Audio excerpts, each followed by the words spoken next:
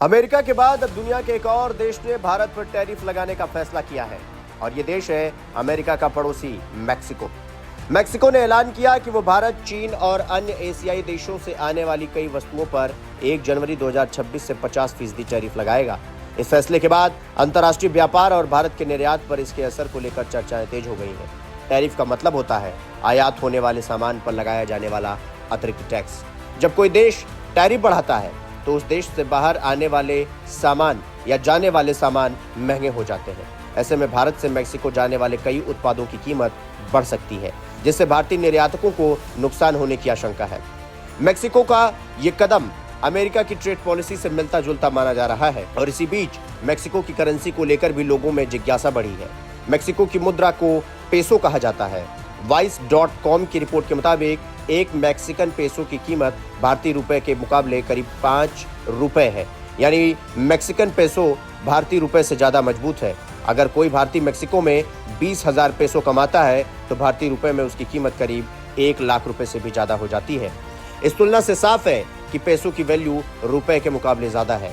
Mexican peso को पहली बार 1863 में आधिकारिक मुद्रा के रूप में अपनाया गया। आज ये करेंसी न सिर्फ मैक्सिको में बल्कि अंतर्राष्ट्रीय बाजार में भी एक मजबूत और भरोसेमंद मुद्रा मानी जाती है। हालांकि पेसो नाम की करेंसी सिर्फ मैक्सिको तक सीमित नहीं है। Argentina, Chile, Colombia, Cuba, Dominican Republic, Philippines और उरुग्वे जैसे देशों में भी पेसो नाम की मुद्रा चलती है, लेकिन इन सभी देशों के पेसो की कीमत और ताकत एक दूसरे से अलग होती है। अगर मैक्सिको में चलने वाले नोटों की बात करें तो वहां पेसो को 100 सेंटोवोस में बांटा गया है। मैक्सिको में इस समय 20, 50, 100, 200, 500 और 1000 पेसो के नोट प्रचलन में हैं।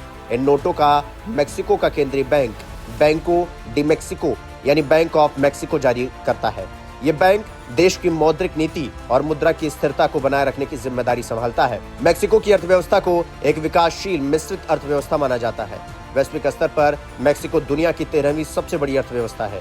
ये देश खासतौर पर अपने मजबूत निर्यात, ऑटोमोबाइल उद्योग, तेल उत्पादन, मैन्युफैक्चरिंग और टूरिज्म सेक्टर के लिए जाना जाता है और इन्हीं कारणों से मैक्सिकन पेसो को स्थिर और मजबूत मुद्रा माना जाता है। भारत पर 50% टैरिफ लगाने का मैक्सिको का यह फैसला व्यापार के लिहाज से अहम माना जा रहा है। आने वाले समय में यह देखना जरूरी होगा कि इस फैसले का भारत मैक्सिको व्यापार संबंधों पर क्या असर पड़ता है।